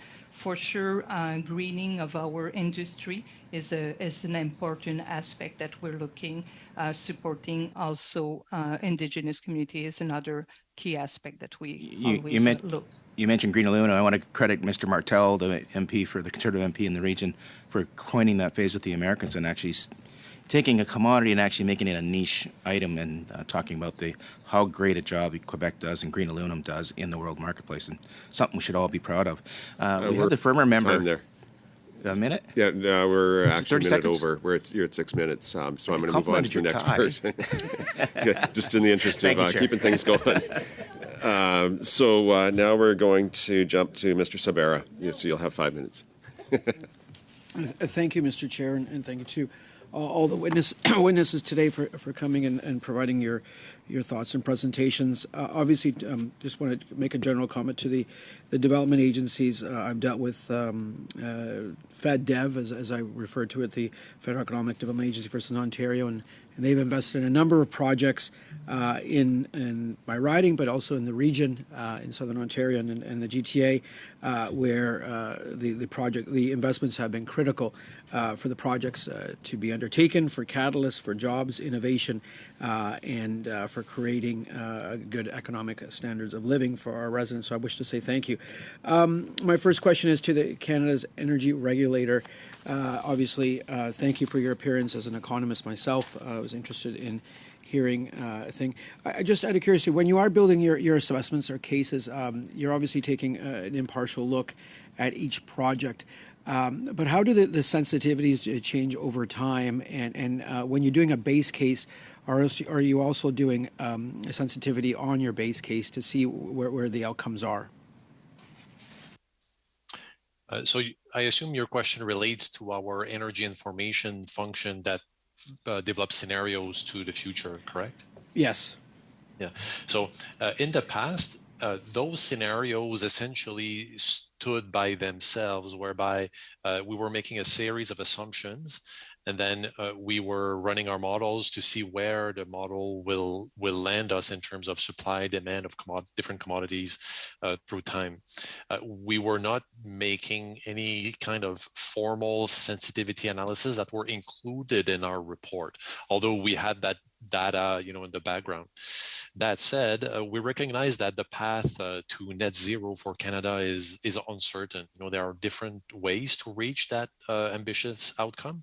And in our next Energy Futures report, the one I spoke about briefly to be published in the spring of 2023, we will have a number of sensitivity analysis around those scenarios to explore, okay, for example, what if the cost of carbon capture and storage is higher than expected? What would be the implications for supply and demand of energy and the ability of Canada to meet its climate target? So in short, we don't have it in a formal manner in the past, although we have it in the background. We'll have it in a formal manner in the future. And looking at reading on the organization and structure of the CER, and for full disclosure, in a past life, I did meet with individuals from the NEB when I served in the global financial markets and covering $C debt issuers, many of which are customers or clients of the Canada Energy Regulator. In terms of the consultation and the role of the Indigenous Advisory Committee to the CER, if you can provide some information on that, because obviously Indigenous consultation in this country is very, very important. It's a nation-to-nation relationship, so any color there would be great.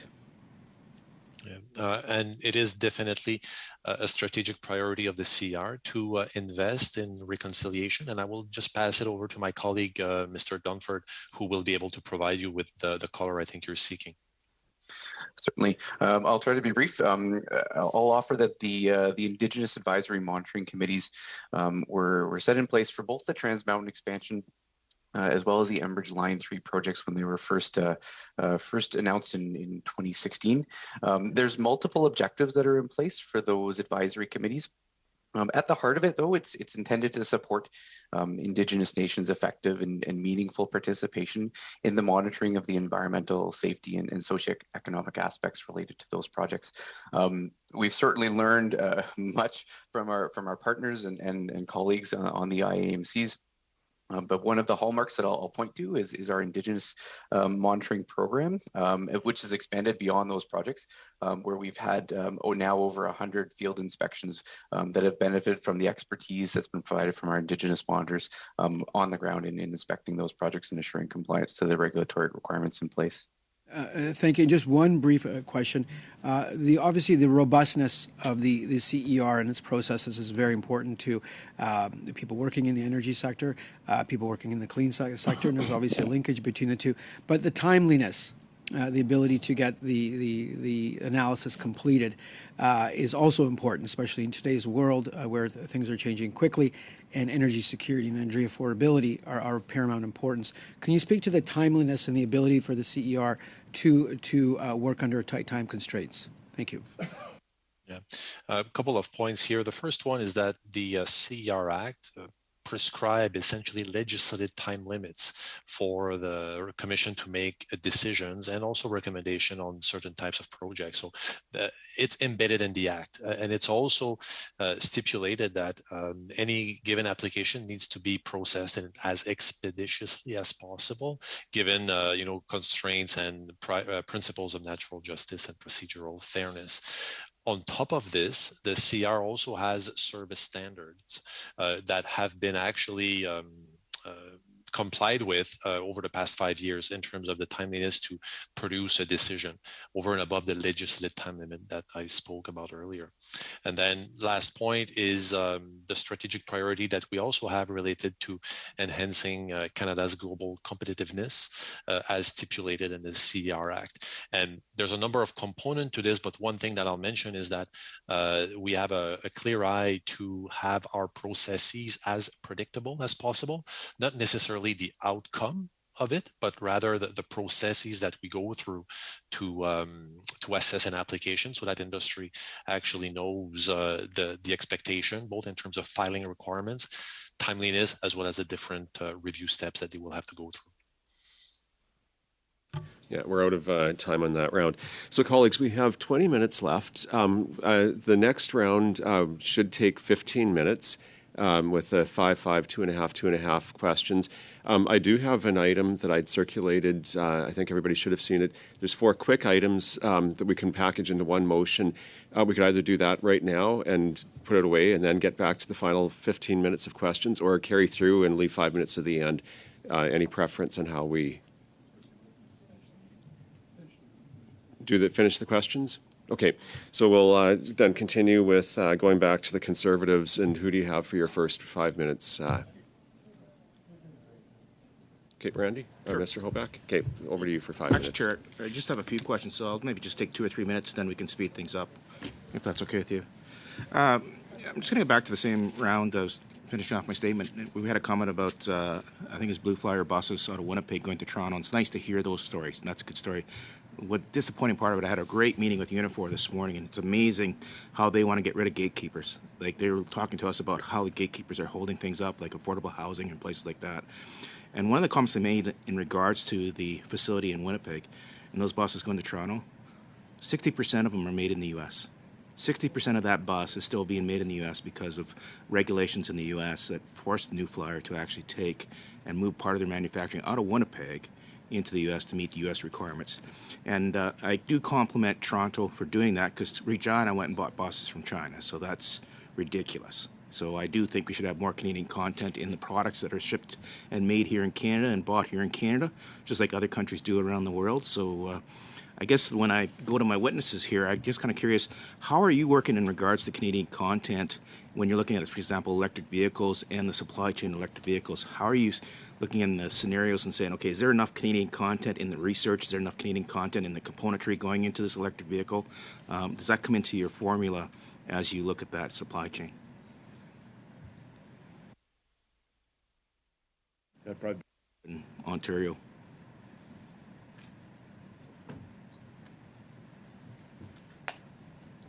Nothing on Canadian content then in regards to how you go and assess projects, whether they should be funded or not?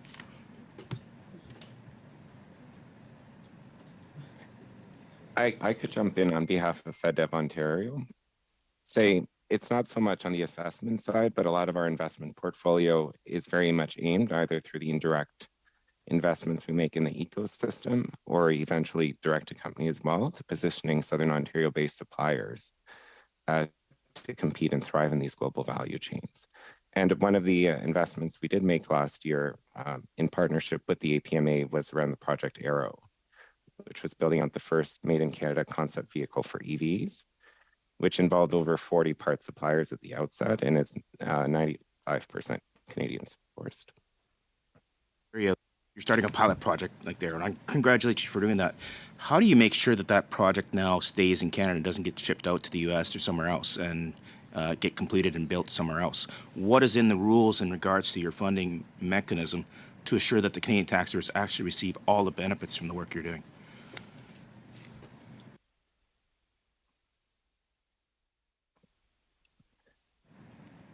Excuse me. I mean, our contribution agreements are structured in a way where we will monitor very closely the degree to which the suppliers contribute to that overall project. And we will work with APMA over time to track the future success stories coming out of that investment, and continuing to engage broader with the supplier community, whether it's on Project Arrow or other future investments, to make sure that we are working alongside them as an investor or as a champion for their capabilities to pursue other contracts and keep that growth anchored here in the region. I think you all know where I'm going with this is, Canadian taxpayers are spending the money. They want to see a dividend, a return on that investment, and they want to make sure that that return isn't maximized somewhere else after we go through the effort of doing all the hard lifting to get to that point. So maybe I'll leave it there, Chair, and I'll let you move on to the next witness.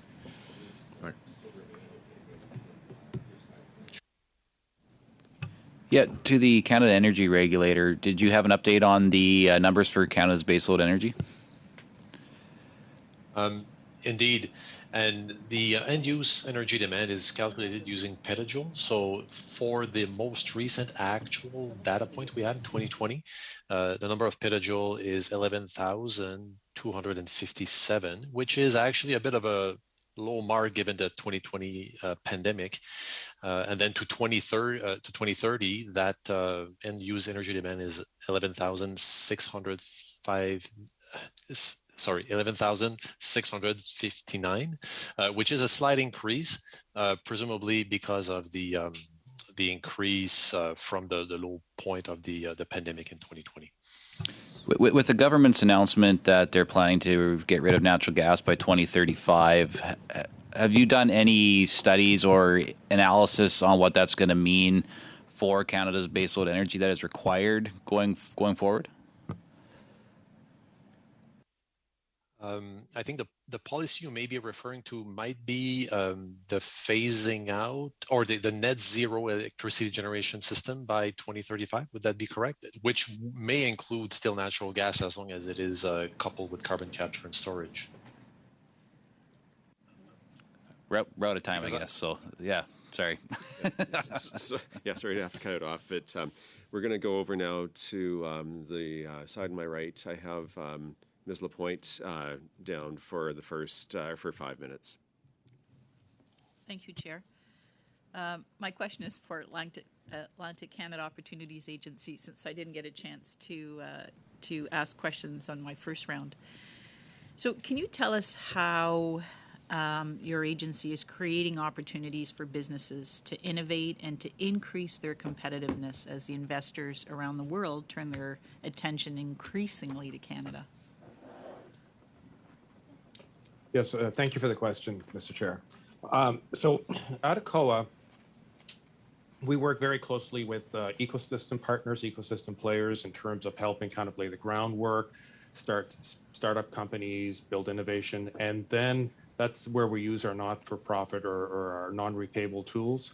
And then when the company gets to the point where they have a minimum viable product, they've got some market traction, then we will follow up with our investments in terms of repayable loans to help them grow. And we use that with a key approach on also trying to leverage other funders so we can manage the risk in terms of growing those. And we do that across all sectors. And I know we're talking specifically about natural resources today, but for us, that's about an average of 1,300 projects a year. About 1,000 are business focused, about 300 are focused on the ecosystem areas. And we have metrics that we measure in terms of what is the impact on those in terms of the sales growth of ACOA-assisted firms compared to non-ACOA-assisted firms, and also the survival rate. And we're seeing kind of very significant numbers in terms of about 73% survival rate for startups versus 33% for ones that aren't assisted by ACOA. I have another question. So we know that the world wants Canada's critical minerals, but that in and of itself will not secure Canada's success, and we know that we need to focus on the supply chain level. So could you tell us what you've been doing to support businesses in the sector of supply chain levels and versus just being involved in the extraction of natural resources, and how are we bringing innovation to the sector? Thank you. Given that the bulk of that industry is in Newfoundland, I'm going to ask my colleague David Boland to maybe jump in on critical minerals in Newfoundland and Labrador. Thank you, Chuck, and thank you for the question. In terms of critical minerals, that is certainly an area of focus for our mining sector in Newfoundland and Labrador, with a particular focus in Labrador. We've seen companies such as Vale and some of the agreements they have in place with Tesla and other international players that are certainly making news. From an ACOA perspective, we deal with the supply chain. So we work with companies that are looking, like Search Minerals, who are looking to set up a rare earth minerals operation and work with them to see how we can ensure that they do so in a very sustainable way, mitigating and limiting their emissions as they try and bring their product to market. Thank you. I'd like to provide my colleague George Tahal with an opportunity to ask a question. Thank you. I'm going to direct my question towards Prairies Can, maybe yourself, Ms. Pollock. The importance of diversification in on the prairies. I've seen a number of announcements in Saskatchewan, Regina, but also in Calgary. Recently, the one with the Energy Transition Center in Calgary, but also the Advanced Diagnostics at the University of Calgary. How important is that to work with local post-secondary institutions, the City of Calgary, and to diversify our economy? Yes, thank you for the question. Yes, we think it's really critical to work with local economic development and other municipal and other leaders in terms of what their needs are in their communities. And we've had tremendous success by doing that. It's not only just setting our priorities. There was a question earlier about where our priorities are set. I mean, some of that is broader Government of Canada priorities, but we really listen to our communities and people on the ground to help us set our priorities because they know what's important and where the best potential is for economic diversification. Ms. Pollock, I've also seen a number of community investments. My colleagues across the table talked about returns, but social returns, the impact on communities with pathways or playgrounds, or I know in Calgary there's on Stephen Avenue, working with the Indigenous communities, the importance of the culture and heritage. Can you talk a little bit about that on community building? Yes, and one of the things that that's really important to us is inclusive economic development. So looking at underrepresented groups in the workforce or in business, and also those that face barriers to participation. So looking at what we can do, like you mentioned, for Indigenous communities, but also for women, people with disabilities, youth, new immigrants, and others. Really important for that full participation in the economy. Great. We're going to have to stop there and move to our next person, who is Monsieur Simard, for 2.5 minutes. Merci. Thank you, Mr. Chair. Before I ask my question, I'm pleased to hear from my colleague, to hear from Mr. Hoback, that Richard Martel is passionate about aluminum, because in our region, he's the only elected representative who refuses to take part in the group that focuses on this, the group that focuses on this very issue. He's actually refused to take part over the last 3 years in the Lac-Saint-Jean area. Mr. Charlebois, I have a question for you. In reading the report, Canada's Energy Future 2020, the CER says that we could anticipate more intensified efforts in the fight against climate change, which means a drop in the demand for fossil fuels. I'm wondering if the CER has already done any studies to see whether, over time, the optimal use of the Trans Mountain pipeline can be measured. Is there some idea of how long that infrastructure will still be good for? 15 years, 20 years? Has the CER done any of these types of studies? That question was actually the subject of the economic feasibility study done in 2013, actually 2016. That study is based on the measure with which the pipeline will be used over its life cycle, useful life cycle, and that will be to determine how the fees will be reimbursed by the shippers. The assessment is supported by 80% of its capacity with respect to long-term contracts of 15 to 20 years, which means that these contracts will be used. Excuse me. You just said in 2013 you did a economic feasibility study in 2013? But did you do anything similar afterwards when the government wanted to buy the pipeline? Perhaps I misspoke. The study was done in 2016 during the expansion project assessment. The study was not redone as far as the CR is concerned since the Canadian government purchased the pipeline. But just to complete my answer, that remaining 20% of capacity that is not subject to long-term contracts, that capacity will be available with no long-term commitment. Can you provide that study to the committee, please? That 2016 study. Thank you. We'll send you the decision, yes. Pardon, Sorry, I'm asking whether it's possible or not. I'm not asking you for the decision. Can you provide the committee with the 2016 study? The economic feasibility study is part of the decision. So we'll send you the decision because that will give you clarification. Thank you. Thank you very much. And now we'll go to Mr. Angus for the final 2.5 minutes of questions. Thank you, Mr. Chair. Mr. Charlebois, when my colleague asked about the life expectancy of the pipeline and its usability, you mentioned a 20 to 30-year frame. Is that correct? In fact, long-term contracts are between 15 and 20 years. 15 and 20 years.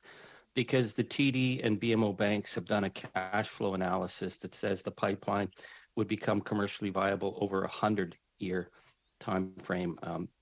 That sort of struck me as kind of ridiculous. I don't know, pipelines ran 100 years. There might not be a planet in 100 years. Are you saying that this will be financially viable in 15 to 20 years or 20 to 30 years? Or are we looking at it will take 100 years for taxpayers to get their money back? What I'm saying is that it's reasonable to expect that over the 15, 20 years of the long-term contracts, that the facilities will be used up to the percentage of committed capacity. Now, the uncommitted capacity, the remaining 20%, will depend on market dynamics, basically the price differential between oil in Alberta and price in global oil markets. Okay, so just finally, I was in Germany for the last week meeting with officials, and their move on clean energy is extraordinary, so much so that the International Energy Agency says that the world will hit peak oil in 2025, not 2030. And yet, whenever I look at the Canadian energy regulator scenarios, again, 1 million barrels a day, an increase in 2050, we're still basically where we're at now. Given what's happening around the world, are you not leaving Canadians at risk of having a whole bunch of stranded assets if we continue with these scenarios of growth and increased production when the rest of the world is moving in the opposite direction? The risk of stranded assets is on companies that invest in oil and gas facilities. It's not on the Canada Energy Regulator. I know, but you're predicting increases in production and a flatlining by 2050 when the International Energy Agency is saying that there has to be a massive decrease, and they're saying that we hit peak oil in 2025. Is the International Energy Agency wrong, or is the CER wrong? The International Energy Agency projections are on a global basis. The manner in which Canada will fray into that global market might be slightly different, and this is what we see with our projections that peak in 2032. Thank you. Great. Well, that takes us to the end of the time that we have available for questions today. And so I would like to thank all of the officials who have joined us today from the various regional economic development agencies as well as the Canada Energy Regulator. We appreciate your time. If you want to log off, please do. I'm going to ask the members to stay just for a minute. There's been discussion. I have 4 quick administrative items we need to deal with, and I know people need to be gone as close to 1 as possible. So I'm going to be bold and put forward perhaps a packaged motion. They'll then ask somebody to put forward, and then we can vote on it. Yeah, well, we're going to try, and we've had what? Discussion and agreement to bundle them, right? Yes. Yeah. So, okay, thank you. So the motion is that we need to adopt the study budget of $10,475,000 that has been circulated last week. So that's the first part. The second is to adopt the subcommittee report related from November 1st related to the study. And that, in brief, reads that for the study of federal assistance for various natural resources industries, witnesses be invited to appear as per the amended work plan distributed to the committee, and that members be kept informed of any required substitutions to the proposed panels based on the availability of the witnesses.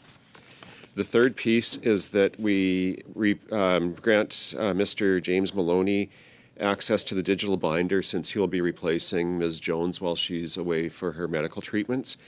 And the fourth piece of it is that the deadline for receiving written briefs for this study, that we set it as next Friday, November the day after the final day of hearings, which would be November 25th. And I would say subject to us having the 2 meetings next week, and that if there are any disruptions to those meetings, we would carry the written submissions through to December 2nd. So, Mario. Juste sur la dernière motion, j'en ai parlé un peu avec... On the last motion, I discussed it somewhat with Julie. I wouldn't indicate the 25th of November. I would say the last Friday after our last witness testimony hearing, because if the House sits late in the evenings, committees could be canceled. So I would just remove that date of the 25th. We'll revise that so that we'll take written submissions until the end of the day Friday following the last meeting on this study. Okay, so is there clarity on that? So if I could ask for all in favor of that motion? We are good. And with that, folks, we don't need to take up the extra hour that I'd booked in case it took us a while. And thank you for your time today. The meeting's adjourned.